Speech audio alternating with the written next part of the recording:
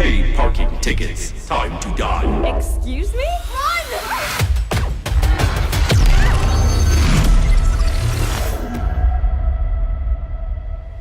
When I played A Way Out, it was an example of a video game being greater than the sum of its parts. The gameplay itself wasn't that great. The story, while charming and memorable, had a lot of laughable moments to say the least, and the puzzles, if you want to call them puzzles, could mostly be solved by a couple of guinea pigs. But despite all those criticisms I had with A Way Out, that didn't change the fact that it became quickly one of the most memorable gaming experiences I ever had. And then right after I played A Way Out, I played It Takes Two, and holy hell, this might be the greatest improvement I've ever seen from a studio between games. When it comes to It Takes Two, the gameplay was phenomenal, the writing was funny and heartfelt, the world was amazing to explore, and the boss battles were top-notch.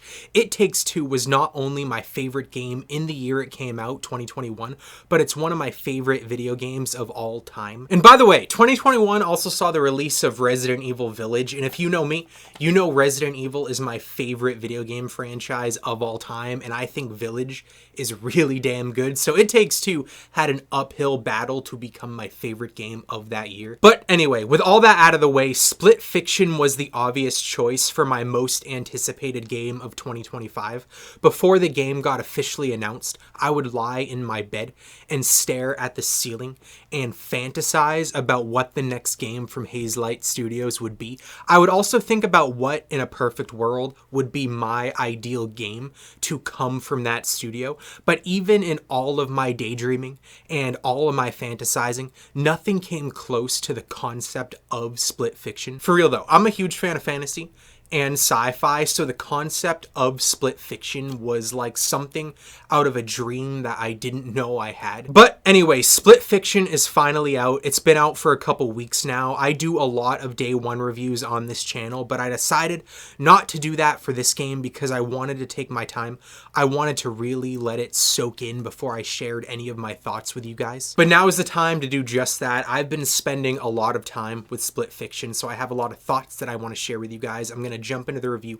I'm going to show you guys some raw gameplay, but before I do that, hit that subscribe button if you haven't already. If you're new here, like I said, I do day one reviews all the time, but I do other video game discussions like this one. I just love sharing my passion for gaming, and I hope you join me. But with that being said, like I've mentioned a few times on this channel already, I'm going to mention it again here. There is going to be a slight shift in the type of content you see from me going forward, at least for a little bit. I'm gonna just test the waters, see what it's like. So instead of doing a whole bunch of shorter day one reviews, there are some games that I'm gonna take my time with and release more elaborate reviews like this one, maybe a week or two after they come out. I'm hoping with that it'll cut down on the repetitiveness and allow me to share my thoughts in a way that I'm more proud of, I guess. My next video like that is gonna be a deep dive into Assassin's Creed Shadows. I haven't played an Assassin's Creed game since the PS3, the early PS4 era, so I'm really excited to talk about this game from the perspective from someone who hasn't played this franchise in almost a decade, and also from someone who never played Ghosts of Tsushima, which I know a lot of people are comparing those two games. Also, last self-promo before we get into the video, but in the description is a link to a new channel that I'm launching where I'm going to talk about movies, where I'm going to discuss and review movies. I know I launched the channel almost a month ago, and I did plan to release stuff on that channel already, but stuff came up that made it so I couldn't do that. But don't worry, my first video on that channel is coming out very, very soon. So if you want to hear me talk about movies like I used to on this channel, go check out that channel. But enough with this introduction. Let's talk about Split Fiction.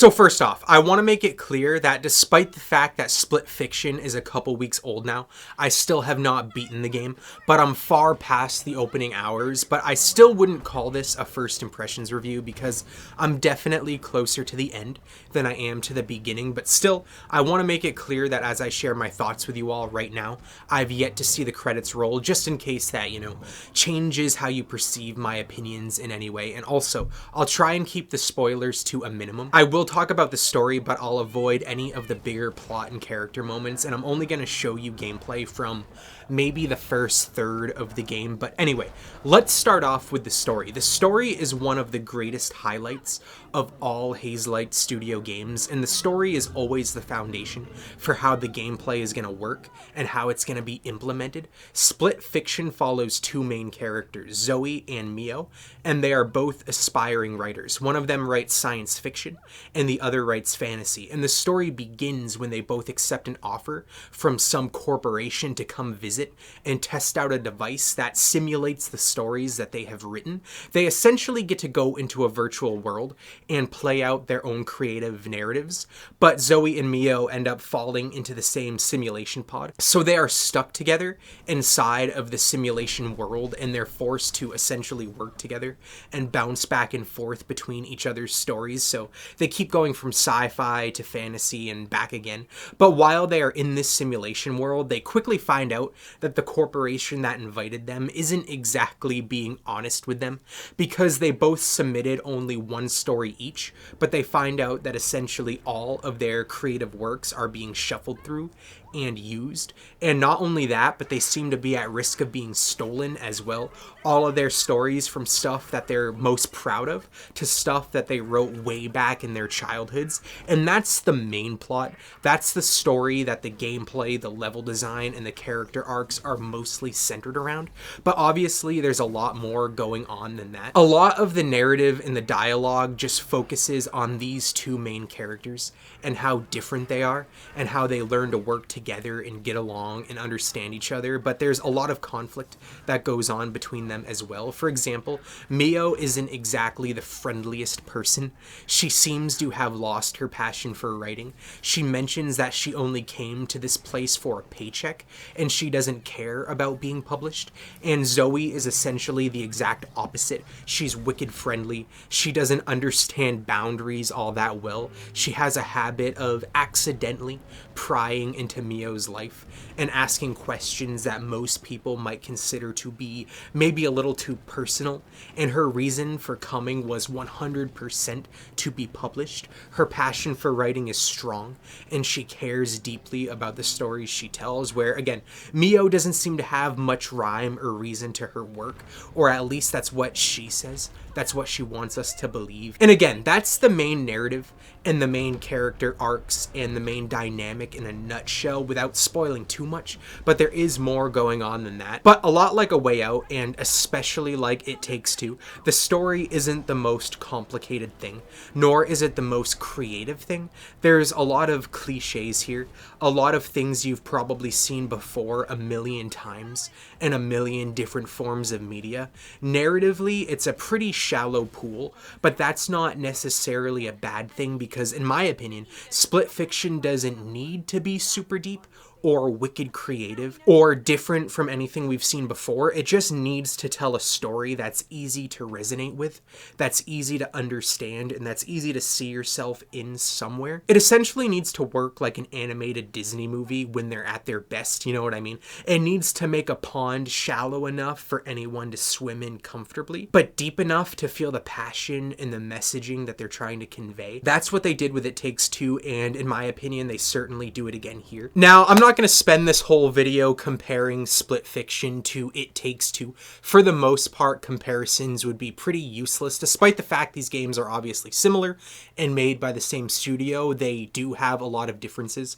Comparing these two games would be like comparing It Takes Two with A Way Out. But at the end of the day, some comparisons, still need to be made because there are similarities, like I just mentioned, and they are made by the same studios. And these games, even though they're quite different again, do have a lot of similarities as well. And with that said, It Takes Two raised the bar so high in terms of storytelling and how charming the characters were, and that gave Split Fiction a lot to live up to. And so far, in terms of the story and the characterization, I don't think Split Fiction is as good as It Takes Two. But that's not to say it's bad, by the way. It's not. Trust me. The story for Split Fiction still shits all over the story and the narrative from most AAA games that we get these days. And the characters of Mio and Zoe are still gonna be memorable, and they're still likable. They're just not as memorable or as likable as Cody and May from It Takes Two,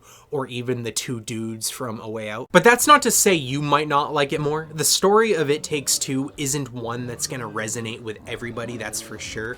And if you're someone that just loves sci-fi worlds and fantasy landscapes and big bad guys and badass underdogs and seeing the man being toppled by the little guy, you'll probably love the story here more than I did, which is saying a lot because, again, I did really like it, even if so far I'm left ever so slightly underwhelmed. And everything I'm saying is referring to the main narrative, by the way. I'm not really talking about the stories of their stories, like the stories that they wrote that we're playing through. Those stories vary in enjoyability, but it's supposed to be that way, and that's actually one of the things I like the most about the writing in Split Fiction. Like, there was one point where I thought to myself, this is pretty lame. This is a story I could write in 5 minutes myself on a paper towel with crayon. And as soon as I started to think that, one of the characters actually started to criticize the writing and talk about how it was lame and shallow. And I thought that was really fun. And these two characters roasting each other's work was probably my favorite part of their entire dynamic. That guy's incoming! I hit it! I hit it!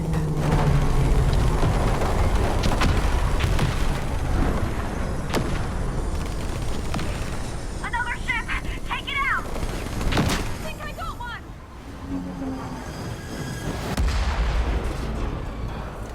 Now, let's talk about the gameplay. It's fun as fuck. It's truly a perfect definition of never a dull moment, at least 95% of the time. And I will talk about that other 5% later, don't worry. But a lot like It Takes Two, the core gameplay, the stuff that you're doing is constantly shifting and changing. Practically every world the characters go to introduces a new gameplay mechanic or a new way of playing. For example, in the first major sci-fi world you go to, the core gameplay is more or less a third-person action combat game with some hacky slashy moments and some platforming as well. One character has a sword and the other has an electrical whip, and you'll be fighting a lot of enemies, and there's a decent amount of boss battles too, and they're really well done too, by the way, not only in terms of their design, but they're actually challenging to defeat. They're not Soulsborne level of difficulty, but they actually require you to think and to strategize with the person that you're playing with. And I don't think I've gotten through a single boss fight so far without dying at least a handful of times. The boss designs was something It Takes Two did really well, and I think Split Fiction may have done it even better. Some of the boss battles remind me of Returnal, weirdly enough, where not only do you have to attack the boss and go on the offense heavy, but you're simultaneously forced to play mega defense as well and dodge and avoid a whole bunch of attacks.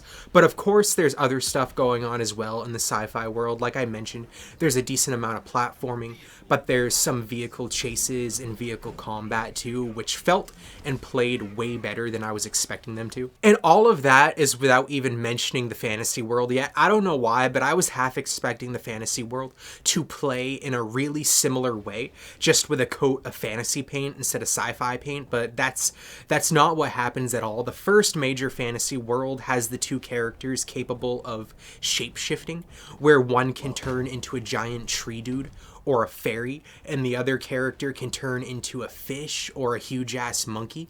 And this level focuses a lot less on combat and a lot more on cooperative puzzle solving, where one character might have to move platforms while the other uses those platforms to cross a gap, or where one of you might have to time activation switches with buttons for a puzzle. It's pretty fun, and it can get even weirder and wackier than I was expecting. There's even a portion of the game where you play essentially Dance Dance Revolution, and it felt like a level straight out of It Takes Two, but in a good way.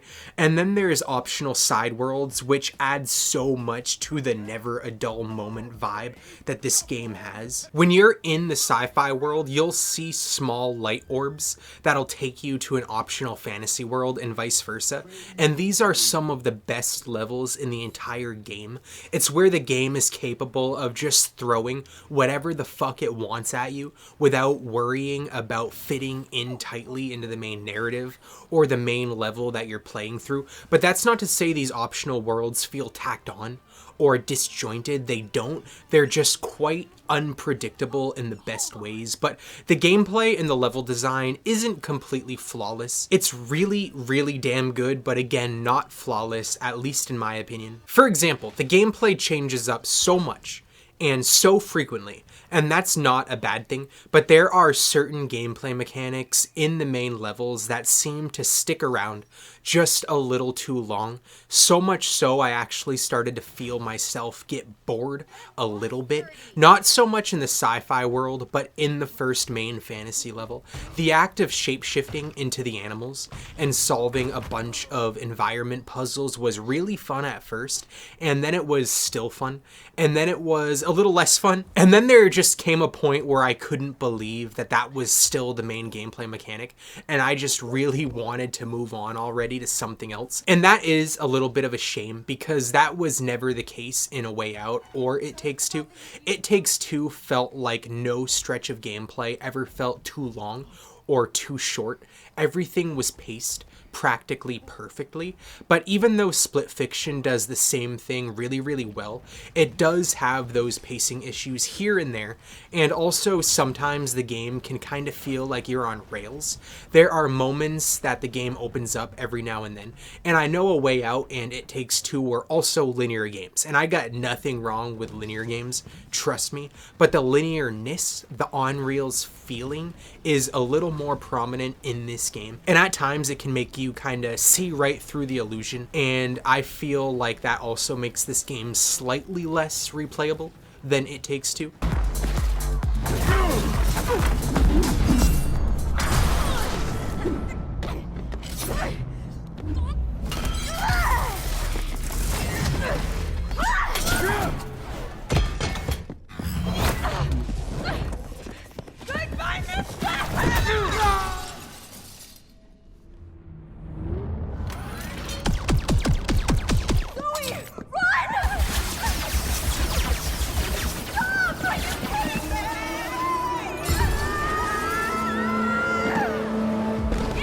I have a feeling this review might sound a bit more mixed than I'm intending it to be, because at the end of the day, I do think the game is really damn good. I'm sure you already knew that though when you saw the title of this video and when you saw the thumbnail. Split Fiction is a Game of the Year contender for sure already, at least for me, and I want to just take a minute to acknowledge and appreciate Hazelight Studios. I know It Takes Two won a ton of awards, including Game of the Year award back in 2021, but for some reason it feels like they still don't get the appreciation they deserve. They're still not talked about when people talk about some of the greatest gaming studios that are actively developing games today. For the most part, Split Fiction had next to no hype before it came out, at least from what I saw. These games, in a lot of ways, are the last of their kind. Genuine, true couch co-op video games. And I know, Don't get me wrong, I know there are still a good handful of games that come out every year that are designed to be played co-op, either on the couch or at least online during the story or the campaign.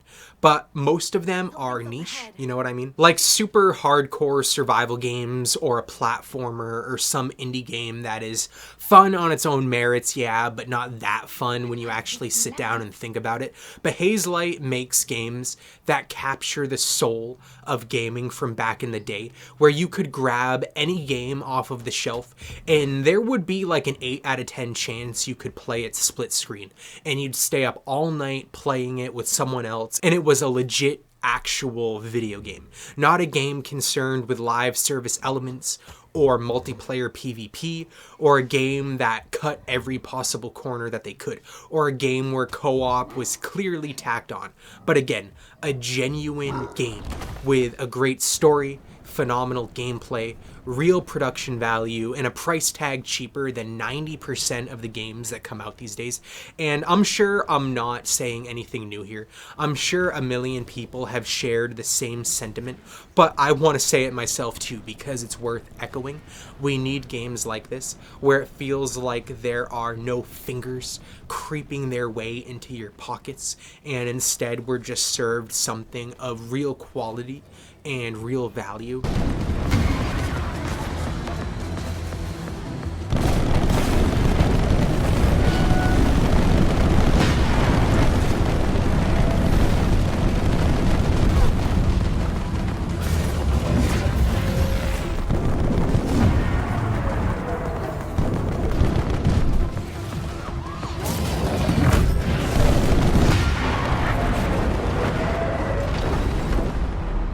But yeah, at the end of the day, I'm also happy that Hazelight Studios didn't take the easy route, because they won Game of the Year with It Takes Two, and I feel like it would have been easy for them to just create this game again, create a game with a similar tone and a similar vibe and a similar level design, but they didn't do that. Yeah, there are similarities, but no more similarities than you see coming from studios that make similar games from different franchises. At the end of the day, I think Split Fiction is also a far more challenging game than It Takes Two. The combat is a bit more difficult. The platforming is more difficult. The puzzle solving is more difficult. It's also faster paced. It's just great to know that Hazelight Studios took some elements from It Takes Two, some of the elements that they knew people loved, but they didn't take too many of them to the point where Split Fiction just felt like a copy and paste game with a different skin over it. But yeah, that's my thoughts on Split Fiction after playing most of it over the past couple weeks. But now I want to know your thoughts. Have you played it yet?